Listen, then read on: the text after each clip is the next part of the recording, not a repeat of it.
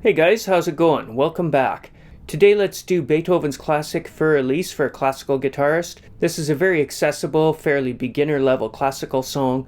If you don't read notes, I'm going to do it in tab here. With this song, what we're trying to look for is a bit of a lullaby feel. We don't want to rush it too much. We want it to flow and be as lyrical as possible.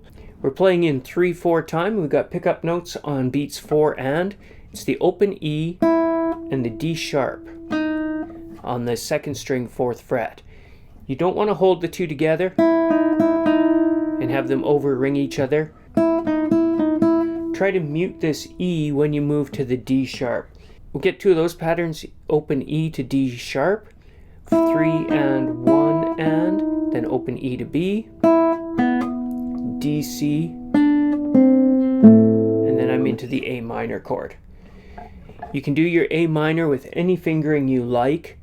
You notice we're going to have a pair of twos, the A note and the E note, and then the C note on the bass. A nice easy fingering for that would be to use your pointer and second finger, as we did in Scarborough Fair, on the E and A, and reserve your third finger for the C. Very naturally, I'll very often fall into the normal A minor, so I'll grab the C with my pinky. Into the next bar we get the E and the G sharp for the E chord. You've seen this particular way of playing E in our classical songs like Malagueña. So when we get to E, we'll hit the opens, pointer and middle finger for the 1 and 2. This time we do need a full A minor, so probably habit has me doing it every time, but there you grab your C and your open A, and the 2s are played with your ring finger and middle. In the standard notation, they continue going. I'm just going to cheat, as you know, and use my repeat sign and play this beginning again. So we have E to D sharp, E to B, D, C, A minor. I put a little line under the next 3/2/2. I just want to emphasize to myself that I'm going to accent those. I could put accents over each one, but that's just a reminder to me to make them a little bit louder. Then the open E chord, these 3 notes a little louder, and the A minor chord. E to D sharp again to the top, A minor. Not ending 1 with this E, ending 2, the E over here. So we get the same E chord here, but then step down off the C note. We've seen that many times. The E chord with that nice tense C natural note, bringing us down to its B as we continue down to the A minor chord. We just saw that a fair amount in classical gas, which, by the way, check back and go through the lessons on that, work that out if you're a fairly intermediate guitarist. And one day soon I'm going to do the playthrough for that. I haven't recorded that yet. But here we are in ending 2, E ends us on the A. Generally, I like to kind of retard that and end on the A. And then the open B, the C, and the D are climbing us up, giving us some pretty energy into this major chord, as many classical songs do.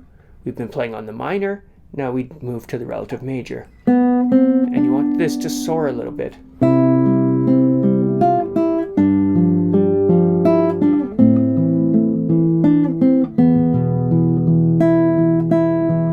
So C has this high E note, F, E, D, E, D, C, D, C, B. Hear how obviously we're working our way down the scale in sequences.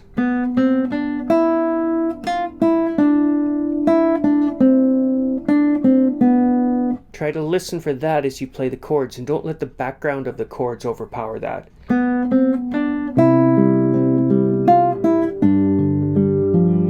This G7 is a nice case that you'll run into in fingerstyle a lot.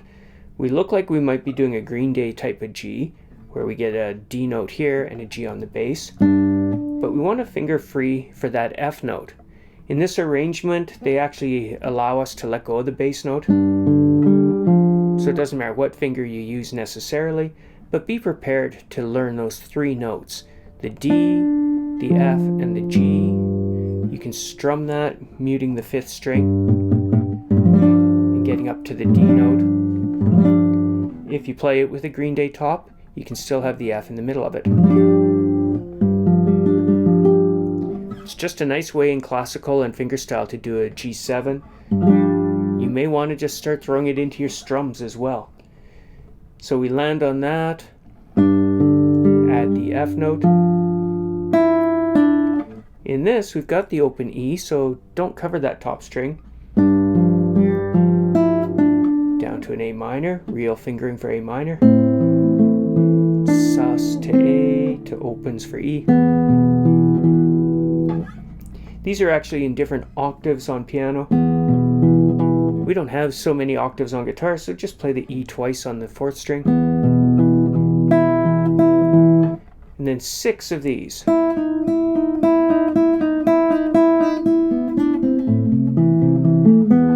For me, knowing 6 is what I want, rather than trying to look at them all.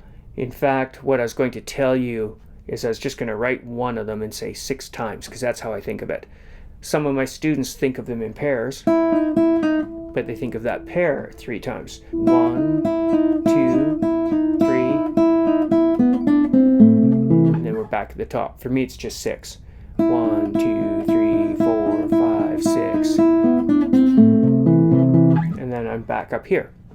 I'm using a DCL coda to tell me to use these 2, so I need 4 of them here. As you can see, I wrote 5 and erased 1.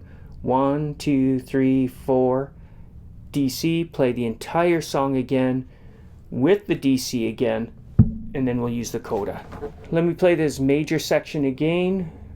We'll run up to it from the B, C, D, C chord,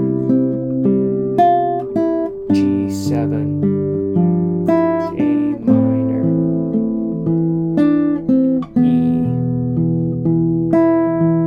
6 of these. 1, 2, 3, 4, 5, 6. Ending 1. Repeat.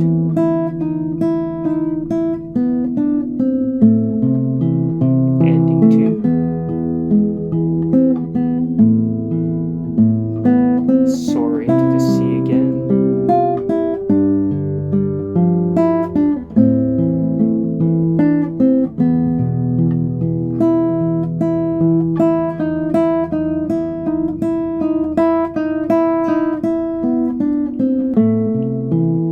Ending 1.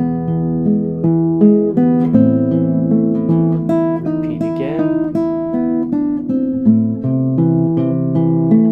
Ending 2. Retard. Coda on A minor. So that's it. Let's play through it one more time here. 1, 2.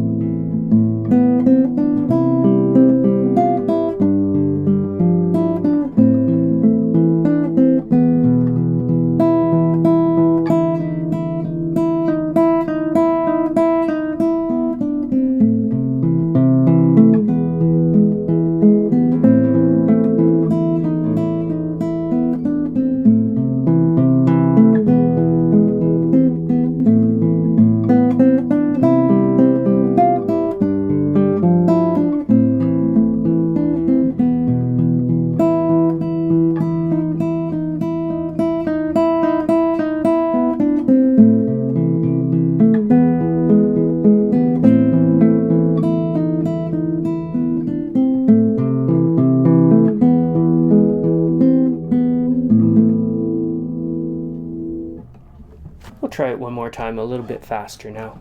I want to get a little bit more prepared for muting. Those low E strings are ringing a little bit, so I want to touch them when necessary.